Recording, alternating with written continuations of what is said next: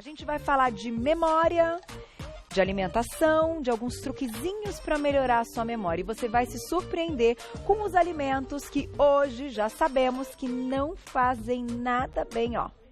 Para que a gente aprenda coisas novas. E a gente vai receber a nutricionista, primeira vez, Paula Mello. Bem-vinda! Prazer tê-la aqui. Inclusive, quero começar a pauta já parabenizando. Te falei há pouco, mas eu gosto de dizer no ar. Eu recebi um material dela lindo, com a parte bibliográfica, com toda a pesquisa, os lugares e tal. Parabéns. Obrigada, eu acho Carol. que isso é o início mesmo de um trabalho quando a gente fala de alimentação. Não é tão simples assim, né? Com certeza. O embasamento e o estudo e muitas pesquisas fazem toda a diferença. Com certeza. Então, certamente o público vai aprender muito com você hoje, Ai, viu? que bom, espero que sim. Bem-vinda. Obrigada. Pra gente começar a pauta, é claro que a gente ouviu também a opinião e pra contar, né? O que é a memória? Como é que a gente interpreta a memória, né? A gente sabe que a gente precisa de uma memória pra lembrar das coisas, mas não é só isso. Então, a gente vai ouvir as palavras do neurologista, Dr. Fábio Porto. Olha lá.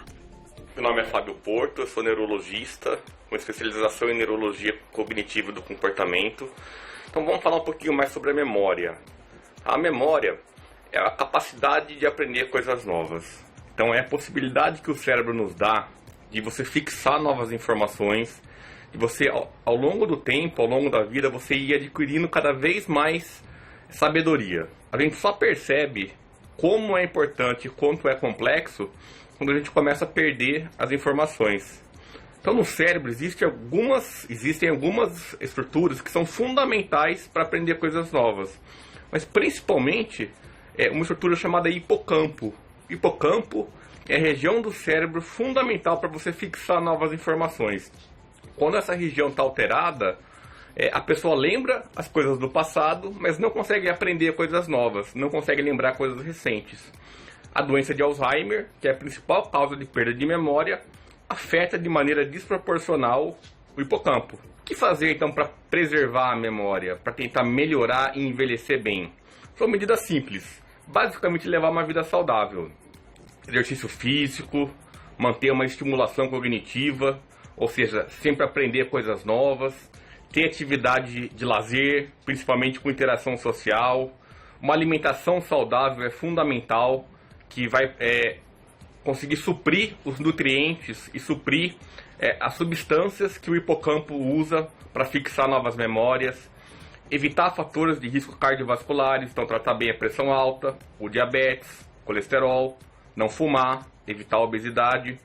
Tudo isso pode prevenir problemas de memória no envelhecimento. Então é fundamental você, durante a sua vida, fazer atividades que vão ser importantes quando você envelhecer. Então prevenir é muito melhor do que remediar. Tá aí, obrigada, doutor. Olha, sempre muito bom ouvir as palavras, né, de um médico quando a gente está falando de um assunto sério, porque a gente sabe que tem uma doença envolvida. Mas claro que aqui também a nossa ideia é dar toques para o nosso dia a dia. Gente, Claro. Olha, isso é verdade. Quem nunca passou por isso, que não lembra o que comeu e foi super recente, né? Então isso tem acontecido e a gente vai entender por quê, porque deve ter coisa aqui que a gente está abusando e que não pode. E aí, começamos a nossa parte nutricional aqui no estúdio. Tem uma maneira de entender como os nutrientes agem no nosso organismo quando a gente está falando de memória? Com certeza, Carol. Eu posso até aproveitar uma brechinha do que o médico falou no vídeo, que ele citou o hipocampo, que é essa área do nosso cérebro que seria responsável pela formação das memórias recentes, né, do aprendizado a curto prazo. Para já citar dentro dessa mesinha aqui que a gente tem, as bebidas açucaradas principalmente. Então, refrigerantes, consumo de sucos industrializados, que geralmente vem com uma carga grande de açúcar, às vezes passam até a falsa impressão de serem saudáveis, mas vem com uma carga grande de açúcar. Tem alguns estudos, Carol, que já mostram que o consumo exagerado de bebidas açucaradas, elas podem reduzir o volume do hipocampo. Ou seja, elas realmente tornam o aprendizado mais dificultoso para essas pessoas. Então, a gente vai ver ao decorrer aqui da nossa conversa que definitivamente o exagero nessa parte aqui de baixo da mesa, nos açúcares, é o que mais prejudica e o que mais leva à neurodegeneração. Olha que interessante. E aí, a gente tem um ilustra para mostrar, a gente vai colocar já para vocês. Me lembro que muitas vezes quando a gente está falando de cérebro e saúde e tal, dessa parte neuro e tal, todo mundo fala, não, a gente precisa de carboidrato para tudo funcionar bem. Precisamos de energia, a principal fonte e tal. Nesse caso, o excesso prejudica também. Perfeito, Carol. É mais ou menos isso? Você usou a palavra-chave, que é excesso. Hoje nas redes sociais a gente discute muito sobre dieta low carb, alimentação com baixo teor em carboidrato. Querendo ou não, hoje na nossa pauta a gente vai tocar nesse assunto algumas vezes. Mas o que é importante deixar claro é que sempre a gente vai se referir ao excesso de carboidratos como sendo prejudicial. E ele vai ser prejudicial principalmente por conta de um fator, Carol. É um processo que no nosso corpo acontece muitas vezes chamado de glicação de proteínas. E o que é isso? Bom, quando a gente come carboidrato, açúcar em excesso, essas moléculazinhas de açúcar, de frutose, né, de glicose, elas acabam se ligando a algumas proteínas. Um exemplo é a proteína da pele, por exemplo. A gente pode ter glicação do colágeno, da elastina, o que leva ao envelhecimento precoce da pele. Provavelmente uma pessoa que exagera no consumo de carboidratos e que tem uma alta ingestão de glicose a ponto de fazer muita glicação de proteína, ela vai ter uma pele que é mais espessa, vai ter um pouquinho mais de ruga. O envelhecimento realmente é precoce. Bom, mas isso não acontece só na pele, acontece em diversas proteínas do nosso corpo e quando a proteína ela é glicada, ela fica lá envolta em um monte de açúcar, ela perde a sua propriedade, ela pode levar a lesão de diversos tecidos, inclusive vasos, e não é diferente o que acontece com o nosso cérebro. Então, no fim das contas, esse excesso de glicação, e para que as pessoas entendam mais fácil, eu tenho certeza que se você aí em casa pegar o seu exame de sangue, der uma olhadinha e provavelmente você vai achar lá hemoglobina glicada, que o seu médico solicitou, ou até mesmo às vezes a frutosamina. Isso são exemplos de proteínas glicadas. Isso mede qual é a quantidade, qual é o nível de glicação que está acontecendo. Então, um nível muito elevado de hemoglobina glicada, de frutosamina, já está mostrando que você está provavelmente exagerando no consumo dos carboidratos e isso, sem dúvida nenhuma, pode ter um impacto negativo na neurodegeneração. Olha que interessante isso. Que aula, hein? Falei? Não, gente, o material dela é um negócio espetacular. E aí que tá, a gente vai tocar no assunto do quanto, então, é saudável consumir quando a gente está falando de carboidratos, porque precisamos deles também. Sim. Não tem como. Vamos colocar o vídeo para você explicar um pouquinho como é que a gente, então, absorve esses nutrientes e como eles podem nos ajudar a melhorar a nossa memória. Perfeito. Olha lá. Vai entrar para vocês, olha lá. Bom, se a gente pegasse o nosso cérebro, tirasse toda a água dele, né, e destrinchasse ele nas quantidades de nutrientes que ele tem, a principal parte seria composta de gorduras, né, os lipídios, uma outra parte de proteínas e aminoácidos, uma parte de micronutrientes, que são as vitaminas e minerais, e uma parte de glicose, que são os açúcares que a gente consome.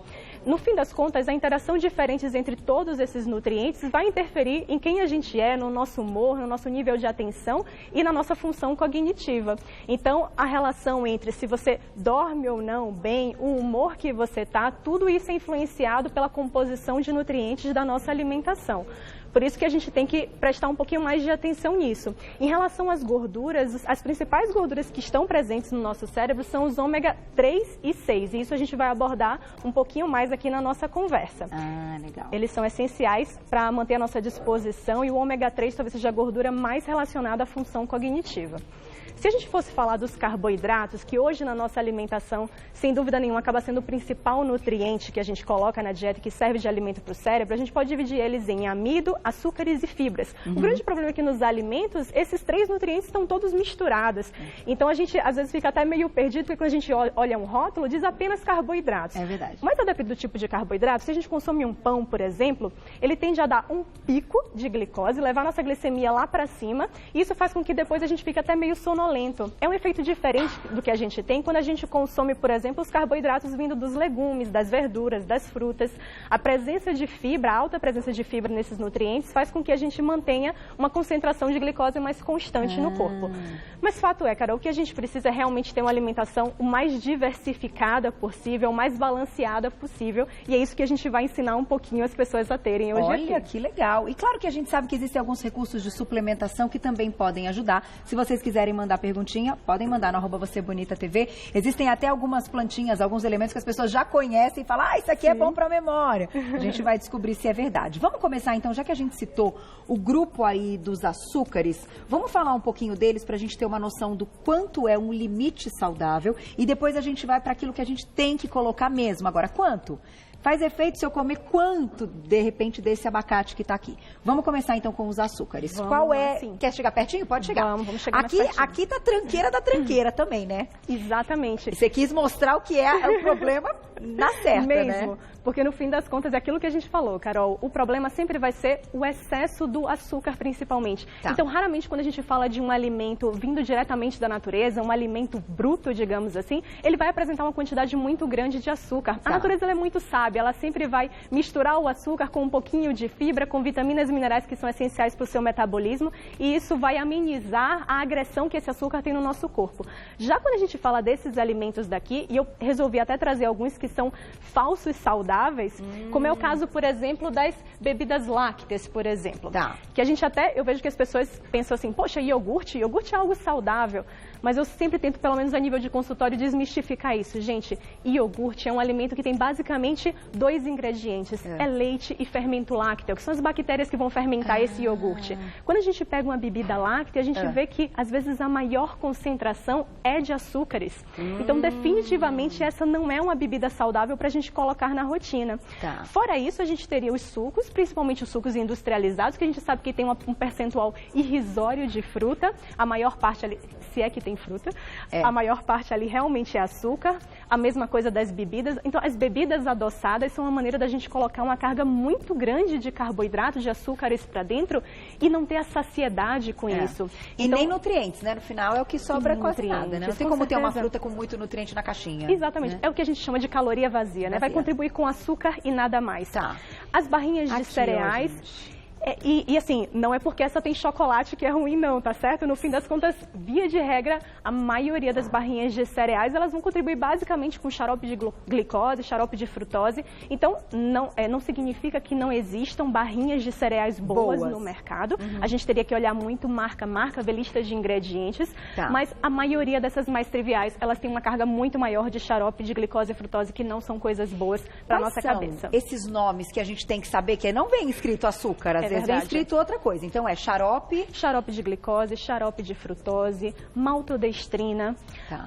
Muitas vezes também, Carol, que é um ponto importante da gente falar, às vezes não vai vir um açúcar propriamente dito, é um produto diet, mas é um produto cheio de adoçantes artificiais. Tá. E o que a gente sabe, Carol, os estudos já deixam claro isso pra gente, é que tanto o açúcar quanto os adoçantes artificiais, eles vão tender a causar um prejuízo para a nossa memória. Por quê? Via de regra, porque eles interferem negativamente com a nossa flora bacteriana. Tá. Então, a gente já sabe, saiu um estudo muito bom, se eu não me engano, 2 anos atrás, que ele mostra que o consumo de adoçantes artificiais pode levar a uma piora da composição da nossa flora bacteriana e isso pode levar à resistência à insulina. A resistência à insulina é o que vulgarmente a gente chama de pré-diabetes. Ou seja, é um total distúrbio do metabolismo do carboidrato. Só que a gente fala também, como a gente citou o açúcar, o excesso, a gente pode usar para o adoçante o excesso também? Daí a gente entra naquela outra questão, não só para os diabéticos, mas para as pessoas que precisam perder peso e que não conseguem muitas vezes tomar algo sem adoçar com nada. Sabor doce. E o stevia, a gente sabe também tem um sabor residual, embora temos agora o xilitol, mas daí o problema do xilitol é que ele é caro. A gente vai entrando sempre em algo que tem um probleminha. E aí, durante muito tempo, falou-se da sucralose, que ela poderia ser uma opção menos pior que o ciclamato, que o aspartame, que a sacarina. Que a sacarina. Isso pode ser um bom senso? Então, assim, o consumo, ainda que dentro de algo com bom senso, talvez não trouxesse tanto mal, ou não? A palavra-chave é essa, Carol, é bom senso. Sem dúvida nenhuma, a sucralose hoje, a nível de evidência científica que a gente tem, é o menos pior, é como você citou. Tá. A grande questão só é que, lembrem, é um adoçante que é artificial. Então, na verdade, o homem pegou ali sua mãozinha, eu sempre falo assim para os meus pacientes, o dedinho podre dele e deu uma modificada naquela molécula, né? Então, querendo ou não, é algo que, bom, até hoje a ciência é muito dinâmica. Então, até hoje, a gente pode não ter nada comprovado de maléfico, mas isso não indica que daqui a 10, 20 anos a gente não avance nas pesquisas e tenha algo de ruim comprovado. Então, colocar o bom senso nesse ponto. Não precisa tomar o adoçante o dia todo, tomar só bebida bebidas adoçadas. Exatamente. Né? Às vezes é um cafezinho que a pessoa está com muita vontade e de repente é o ponto que você usaria ali o seu adoçante, perfeito. né? É lembrar que a principal bebida pra gente é água. É isso mesmo. Então, é matar a sede com água e não com suco. Mesmo os sucos naturais, é interessante a gente não exagerar neles no dia, porque lembre, um suco de laranja ele vai ter uma concentração muito grande de açúcar. Então, a ideia é não exagerar em qualquer bebida adoçada que seja natural, seja artificial. Tá certo? E quando que a gente pode comer um docinho? Porque as pessoas, eu tô vendo aqui que tem ali, né, o chocolate, o cacau, o amargo, né? Aquele com bastante cacau. Só que tem tanta gente que fala, ai, Carol, mas eu não vivo sem o meu docinho. Existe bom senso pro docinho? Existe, sem dúvida nenhuma. Eu diria assim, sempre que eu vejo uma pessoa falando assim, ai, mas eu não consigo viver sem tal coisa, eu diria assim, é porque você não tentou ainda. Glaucia, essa foi pra você, Glaucia, foi minha diretora. É várias diretas, não são várias diretas. Eu brinco com a Glaucia que eu falei que esse ano eu vou mudar umas coisas na vida dela. Mas é possível, quem assim, não vou falar viciado, que é uma palavra muito forte, mas que a pessoa tem uma dependência, um nível de dependência. Uma vontade assim louca de consumir depois das refeições algo doce, senão não consegue fazer outra coisa. Já ouvi isso, né? Eu relato muitas vezes. Tem muita gente, Os pacientes relatam muito isso. Via de regra, Carol, o que eu acabo pedindo ao meu paciente que faça é que, para aquele paciente que realmente já estabeleceu esse link de que não consegue viver sem algo doce depois do almoço, é que tente realmente cortar. Isso pode ser feito um desmame, ou ao mesmo tempo a gente pode fazer um corte mais brusco. É interessante, por exemplo, você dar algo amargo quando você tem a vontade do doce. Então, por isso até que o cafezinho depois do almoço é uma coisa que quebra muito a vontade do comer doce. Ou então eu digo, olha, sai correndo da mesa e vai escovar o dente. Escovar o dente também é uma boa tática. Verdade, Isso acaba minimizando muito a vontade de comer o doce.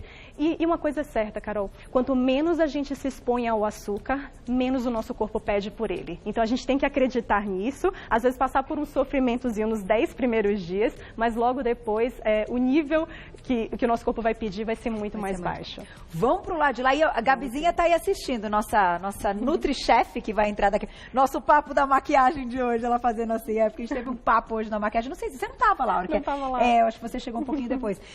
Mas era mais ou menos isso. Que coisa. Tem que ter um choquezinho, tem que ser sofrido um pouquinho, porque senão o resultado também não vem. Às vezes vale a pena. E a gente está falando de saúde e de memória, que é uma coisa muito séria e muito importante. Se a gente não cuidar da cabeça, gente, pelo amor de Deus. Com certeza. Como é que a gente vai dar conta de viver bem uma vida inteira, ativamente, se concentrando? Muita gente quer trabalhar, até o fim do fim. Eu acho isso maravilhoso. Claro. Agora, você tem que estar com a cabeça 100%. Então, já que a gente tocou no assunto do que é o perigo, vamos saber o que a gente tem que colocar. Porque se faz bem para a cabeça e para o cérebro, vai fazer bem para o corpo todo. Com certeza. Né? É mais ou menos isso. Vamos lá, vamos a alguns itens aí que você quer destacar pra gente. Bom, a gente pode começar por esses itens aqui que estão no centro da nossa mesa, que são as nuts, né, que a gente chama as oleaginosas. Então eu trouxe aqui castanha do Pará, nozes, amêndoas, mas a gente pode sempre investir naquilo que está mais barato, tá certo? Se é a castanha de caju, a castanha de baru, que é muito comum em algumas partes do nosso Brasil, se está mais acessível, ótimo.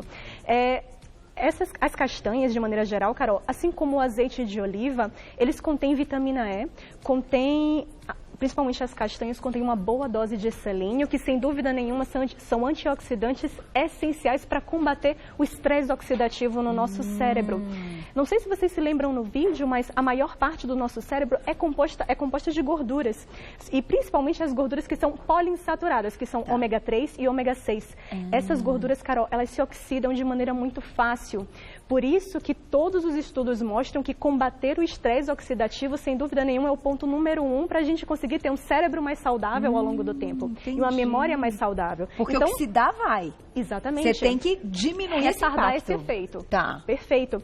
E aí tem um estudo muito bom que eu gostaria de citar, que foi um estudo publicado agora em 2015 numa revista de alto fator de impacto, que é o JAMA Internal Medicine, que é uma revista assim, que é muito consagrada. E, bom, o que é que eles fizeram? Eles pegaram uma população de idosos bem grande, em torno de 400 idosos, dividiram eles em 3 grupos. 2 desses grupos eles suplementaram, eles deram uma dieta mediterrânea. Tá. A dieta mediterrânea hoje talvez seja uma das consideradas mais saudáveis, onde a gente tem basicamente comida de verdade, muito legume, verdura, frutas, associado principalmente a uma dieta rica em gordura e principalmente gordura insaturada, que vem dos peixes gordos, que vem justamente das castanhas, do azeite. O que os pesquisadores fizeram foi Nesses 2 grupos, eles orientaram a consumir a dieta mediterrânea. Um dos grupos ia ser suplementado com azeite de oliva e o outro grupo ia ser suplementado com 30 gramas por dia de um mix de castanhas. Tá. E o terceiro grupo, que é o grupo controle, que a gente chama, eles foram orientados, na verdade, a ter uma alimentação saudável, porém com teor baixo em gordura, low fat, que a gente chama. E low carb também? Nesse grupo, não.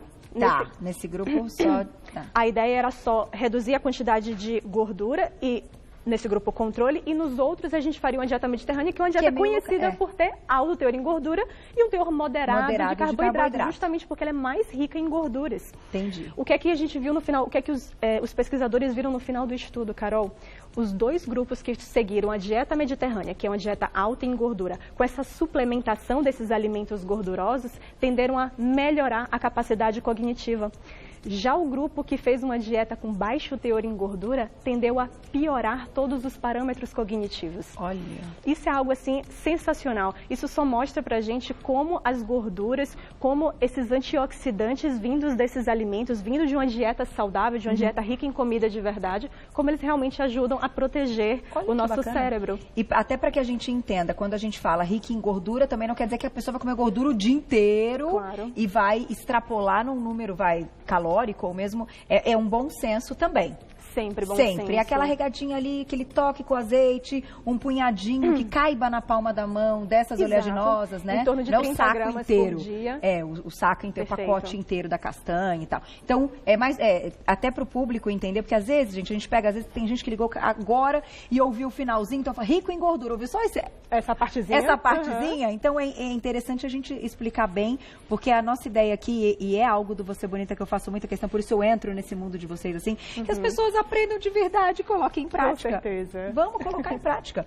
Vamos colocar uma perguntinha agora do público, Glaucia, pra gente falar depois do abacate, porque esse daí é... Meu Deus, eu sou uma pessoa mais feliz depois que eu aprendi a comer abacate. Ótimo. Eu dou o meu depoimento. Eu acho que, não assim sem nada, pelo amor, assim sem nada eu não consigo. Eu preciso colocar um pouquinho de limão, cebola, alho, um pouquinho de sal, um tomatinho. Fazer um guacamolezinho. Um guacamolezinho. Nossa, mas fica bom demais. Na tela, a perguntinha do público, olha lá. Um beijo, Rosana, obrigado. Tenho muita dificuldade de tirar os sucos de caixinha da minha filha. Tem alguma dica? A parte infantil é a mais difícil, gente. É muito difícil. Eu que sou inserida nesse mundo bastante, também tenho dificuldade com o meu filho. Eu diria que, primeiro, claro, desde criança é habituar simplesmente a ter a bebida água como bebida principal, a bebida para matar a sede, mas nesse caso a ideia é que você não tem jeito, Carol, sempre que a gente fala de alimentação com comida de verdade, a gente vai ter que perder um pouquinho mais de tempo na cozinha. E eu entendo que os pais, às vezes, por praticidade, eles acabam mandando o suquinho de caixa e outros produtos industrializados na lancheira do filho, porque é o mais prático. A escola é o problema. Exatamente. Só que o ideal seria a gente começar a conscientizar a criança desde pequenininha a beber mais água e sim, quando quiser algo diferente da água, a gente pode optar pela água de coco ou pelo suco natural. Se a gente pode pegar um suco natural que não seja tão adocicado, que tenha um teor menor de carboidrato, seria algo interessante também, mas não precisa de forma alguma excluir os sucos, basta que não sejam industrializados. Industrializados e com tantão de açúcar. Com um monte de açúcar adicionado. A parte da criançada, depois de férias então, que sai da rotina e que pede um pouco mais de doce e tal, não é fácil. Glaucia, eu acho que tá baixinho o ponto. Fala comigo de novo. Tá baixinho. Deixa eu ver se é mau contato. Agora voltou ao normal. Às vezes ele fica meio baixinho. Vamos para mais uma pergunta? Na tela. Obrigada, Mari. Um beijo pra você. Não pode comer fruta depois do almoço? Ai, que pergunta interessante. Depende do que ela comeu no almoço, né? Exatamente. Na verdade, Mari, primeiro que pode tudo, tá certo? A gente pode absolutamente tudo. A fruta depois do almoço é uma possibilidade. Pra mim, é uma das melhores opções de sobremesa que teria. Sim. Se a pessoa tá com esse excesso de consumo de açúcar, se é uma pessoa que é resistente à insulina, né? Ou seja, tem esse processo já de pré-diabetes instalado, a ideia é que ela minimize o consumo dos carboidratos. E as frutas doces, sem dúvida nenhuma, contribui com uma boa quantidade de açúcar. Mas basta que ela minimize, às vezes, a porção do arroz, do feijão, ou até não trabalhe com esses alimentos e coloque mais legumes, verduras de baixo amido no prato e possa comer a sua fruta de sobremesa sem problema nenhum. Que foi o que eu imaginei. Mas como normalmente as pessoas preferem o arroz, feijão e algo muito do brasileiro que esteja no prato, o que não pode é comer o arroz, o feijão, de repente botar uma batata e tal, e daí comer mais a fruta. Exatamente. Aí seria o excesso. Exatamente. Né? Tem que ter ali o bom senso. Vamos falar do abacate, que a gente vai estar no finalzinho e, puxa vida, que fruta linda, né? Porque ela é diferente de todas as frutas, né? Com certeza. Ela é uma fruta, mas com tudo diferente, né? O abacate ele é muito rico em gorduras, o que é excelente. A gente viu que o nosso cérebro é composto principalmente de gorduras. Além disso, o abacate tem luteína, tem alguns antioxidantes que são interessantíssimos. Um deles é a luteína. Ele também tem colina, que é precursor de um neurotransmissor cerebral chamado acetilcolina, que está intimamente relacionado ao processo de aprendizado, assim como a gema do ovo também tem. E é importante destacar a gema, porque, pelo amor de Deus, eu vou fazer um pedido aqui que não façam um omelete de claras, por favor, façam um omelete com os ovos inteiros. Coloque, assim, não precisa comer também 3 ovos, 4, mas pelo menos uma gema por dia. Com certeza. É muito bom, né? E na verdade, Carol, essa questão até da quantidade de gemas, quantidade de ovos por dia, é algo bem relativo, tudo vai depender de qual é o seu objetivo, quanto de proteína e gordura você pode consumir no dia. Então, na verdade, não existe um limite máximo ou mínimo de ovos que você tem que consumir por dia, vai ser bem individualizado. Perfeito. Um outro nutriente talvez muito importante, Carol, que vale a pena a gente falar, são as fontes de ômega 3. Então, a gente tem aqui sardinha, que sempre que a gente fala em ômega 3, talvez o primeiro peixe que venha na nossa cabeça é o salmão. Né? Isso, só que a gente sabe que, bom, o salmão que a gente tem aqui no Brasil, que ele vem principalmente do Chile, ele é alimentado com uma ração que tem sim um pouquinho de ômega 3 ali, mas o que alguns estudos já mostram pra gente é que às vezes até parte dessa farinha de peixes que é dada, que é rica em ômega 3, ela é substituída por gordura vegetal para baratear o custo. Então, às vezes, o salmão é um peixe que vai ter muito mais até ômega 6 do que ômega 3, e essa proporção não é interessante. Então, sinceramente, financeiramente, vale muito mais a pena investir na sardinha. Tem gente que não gosta das espinhas, mas assim, sardinha cozida na panela de pressão, a espinha fica molinha, então você pode consumir. Tem um prato, né, até famoso, que você faz ele enroladinho, com tomate. Eu esqueci o nome do prato. Bom pra caramba. Fica muito bom. Agora, suplementar ômega 3 é hoje algo importante. Com certeza. Acaba sendo uma bela opção. E aí, claro, a ideia é que você converse com o seu médico para determinar exatamente quais seriam as melhores quantidades. Você muito boa, Paula Mello. Quando eu vi o material dela, eu falei pra minha diretora, na hora que a gente passou o programa no camarim, falei, olha, adorei, com tudo bibliográfico, isso é muito legal, parabéns, super aula. Eu acho que, antes de tudo, a gente está falando em qualidade de vida, em boas escolhas, então, com essas boas escolhas e diminuindo aquelas, né, que a gente colocou no início, não vai melhorar sua memória, não, vai melhorar absolutamente tudo. O pique vai ser outro nessa vida, pode ter certeza. Eu vou deixar aqui o site para quem quiser entrar em contato com você, que é o NutriPaulaMello, o Melo com 2 Ls.com.br. Lá no Instagram você pode segui-la, @NutriPaulaMello também. Tudo junto, Melo sempre com 2 Ls. E volte. Com certeza. Né, Glaucia? Meu convite está feito. Foi uma aula, eu fiquei aqui quietinha. Olha que eu falo bastante, fiquei quietinha. Parabéns, viu? Obrigada, Carol. Adoramos. Até a próxima.